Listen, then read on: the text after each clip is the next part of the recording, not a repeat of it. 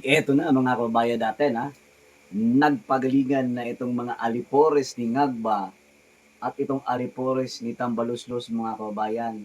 Itong si Auntie Claire at itong bagong impax person, impax person, hindi ispax no, impox person ng Kongreso mga kababayan, itong si Princess Abante.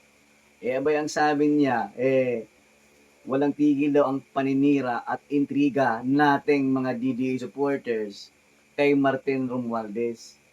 Ang sabi niya pa nga mga kaibigan natin, kahit ano daw pala ang gawin natin, tuloy pa rin.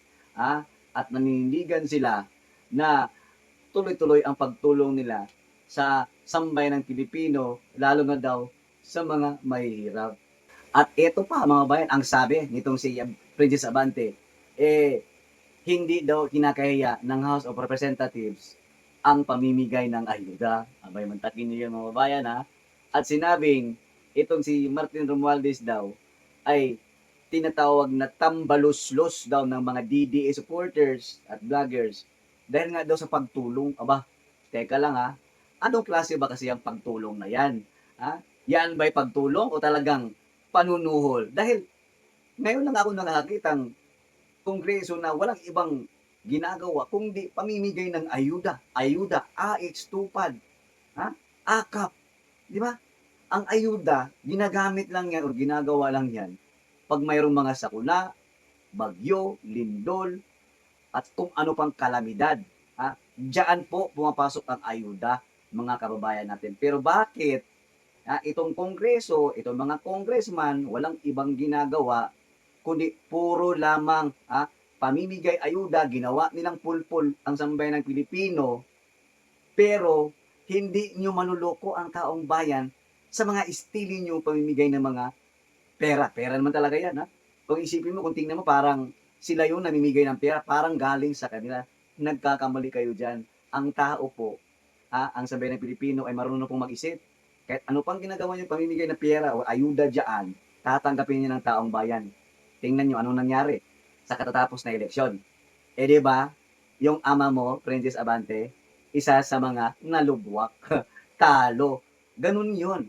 Kasi ang mga Pilipino ngayon ay matalino na po. No? Hindi po gaya dati na makukuha nyo lang sa mga ganyang bagay. Ang sinabi nitong si Princess Abantera na to, na hindi daw nahihiya ang House of Representatives sa pagbibigay ng ayuda at mga tulong. Sa bagay, hindi naman talaga kayo nahihiya kasi nga, makakapal ng mukha po yung mga nandyan nakaupo sa Kongreso ngayon. Pati yung House Speaker, mga kababayan natin. Sana nga mapalitan na yan, para magbago naman yung tingin ng mga mamamayang Pilipino diyan sa Kongreso. Wala na kayong ibang ginawa kung puro tricom, tuadcom, at kung ano-ano pa. Sinasabi nyo, kesyo, fake news. Kung fake news, dapat maging patas kayo. Lahat dapat, tingnan ninyo, kung sino ba talaga ang nagsasabi ng katotohanan or fake news. Si Auntie Claire nga fake news na fake news, walang ibang ginagawa, puro paninira sa mga Duterte.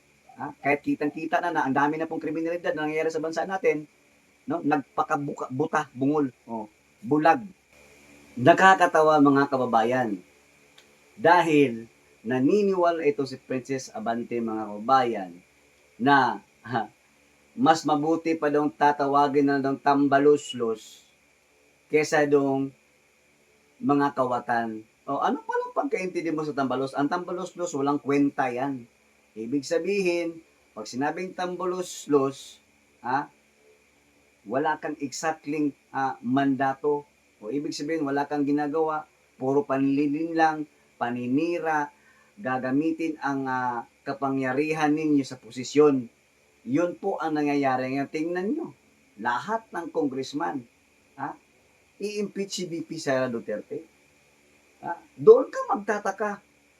Even Davao Region or kahit anong kung sino mo yung malalapit sa mga Duterte dati, talagang makikita mong ginamit talaga ang kanilang kapangyarihan para makuha nila ang suporta ng mga congressman, gagamitin yung kanilang kapangyarihan. Ito mga kabayan panoorin natin itong ginawang mensahe nitong impox person ng Kongreso ng Bayan. Kakahari lang yan, pasasahuran na naman yan. Oh. Ito yung bali habilin, no? ni Boy Dila. Itong si Congressman Abante, yung tatay niya. Ito yung ipinalit. Ha? O sabihin na natin hindi sila prepared. Sabihin na natin na yung impox person ng presidente at impox person dito sa may kongreso, hindi nga masyadong halata na talagang pinag-aandaan nila nito. Ito mga gagawin nilang mga yung pagtanggap ng mga bagong trabahante sa gobyerno, mga bayan. Tingnan natin itong video na to at makinig tayo, no? Itong sasabihin nito si Princess Abante na wala namang kakwenta-kwenta. Patunay lamang na naniniwala siya, gagamitin siya, babayaran siya, at magbibigay mensahe parang si Auntie Claire Castro lang. Sabi ko nga sa inyo, copy-paste lang kung anong ginagawa ni Auntie Claire Castro diyan sa opisina ng presidente. Ganun din itong gagawin itong si Attorney Princess Abante, mga kababayan. Aabante talaga yan para masira lamang ang mga Duterte diyan sa Kongreso at si Auntie Claire naman ang bahala doon sa opisina ng presidente. Na walang ibang ginagawa pang-aatake sa mga Duterte, kay Tatay Digong at kay VP Sara Duterte. Huwag na kayong magpatumpik-tumpik pa. Bestado na po yung mga galawan ninyo. Kasi ang nakikita po ng sambayan ng Pilipino, simple lang. Ito ay dahil sa politika. Meron kayong mga kanya-kanyang interest yaang mga amo ninyo. Eto na po yung video, mga kabayan natin. Panoorin natin itong kabago-bago palang hire nito. Ngayon wala nang ibang gagawin. Ay naku, Diyos ko Lord. Eto na po. Ang mandato ng Kongreso ay simple at malinaw. Maglingkod sa taong bayan, lalo na sa panahon ng pangangailangan. Kaya sa gitna ng paninira at intriga, kami po sa House of Representatives ay naninindigan. Ang pagtulong sa mahihirap ay hindi kailanman dapat ikahiya. Tinawag si Speaker Ferdinand Martin Romualdez na tambalos-los dahil sa kanyang pagtulong sa mga nagugutom, may sakit, at nawalan ng hanapbuhay. Kung ang pagtulong sa kapwa ay itinuturing ng iba na kalokohan, mas gugustuhin na po namin matawag na tambalos-los kaysa naman matawag na kawatan dahil sa pagnakaw sa kaban ng bayan. Ang ayudang ipinagkakaloob sa mahihirap na Pilipino ay may malinaw na proseso, may resibo, at may diretsyong patutunguhan. Hindi ito itinatago, hindi nililihim, at lalong hindi nililipat sa personal na bank account. Ang ayuda nakakarating sa tao, hindi sa bulsa ng iilan. Ang tanong na marami, bakit nagagawa ito ngayon pero hindi nagawa noon?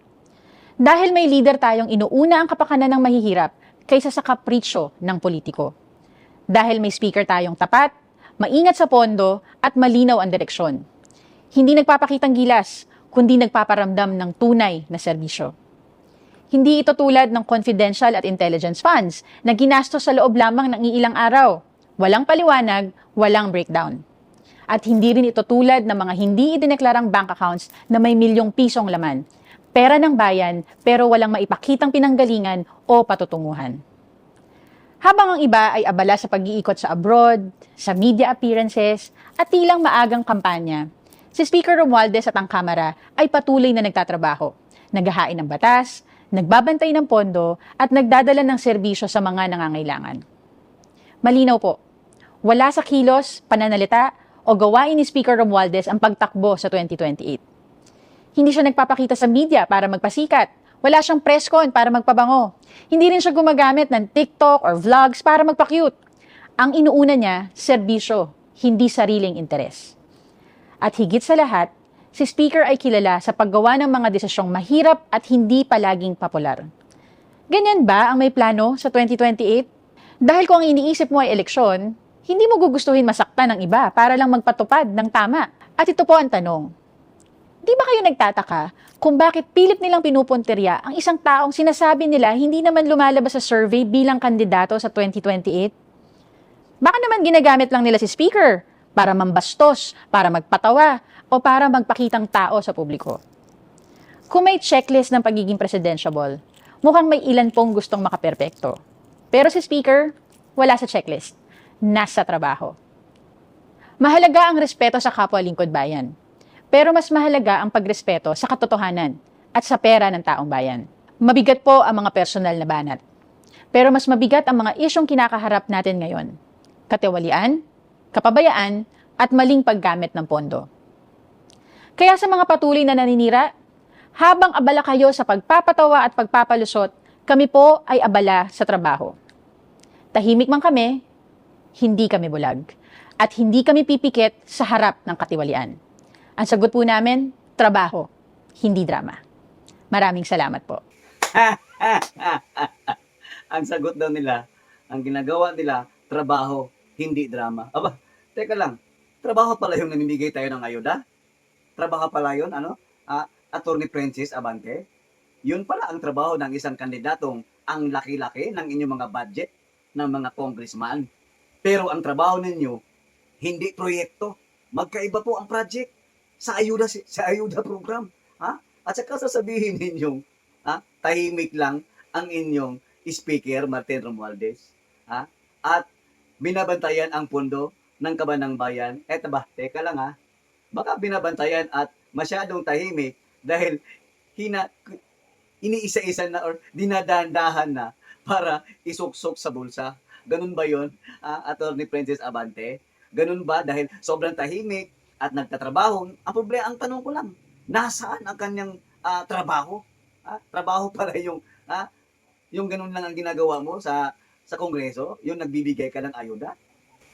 So ayun mga kababayan natin abangan pa natin itong mga susunod pang mga paninira nitong alipores ng opisina ng presidente at saka itong sa Office of the House of Speaker, mga kababayan natin, na itong mga alipores nila ay parang nag-contest lang.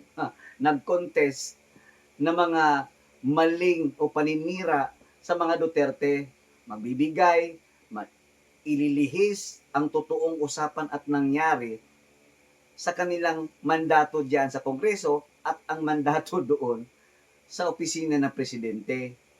Dito natin malalaman at sa susunod pa kung ano pa ang mga atake nila. Kasi mga attack dog yan Kaya nga nilagay dyan yan. Kasi sila yung mga magdi-deliver ng mensahe, aatake sa mga Duterte. Ang sarap nga no? Baka nga kung bigyan na natin ng dog food yan. Hanggang dito na lamang mga kababayan. Kita-kits po tayo sa ating next vlog. Bye! God bless!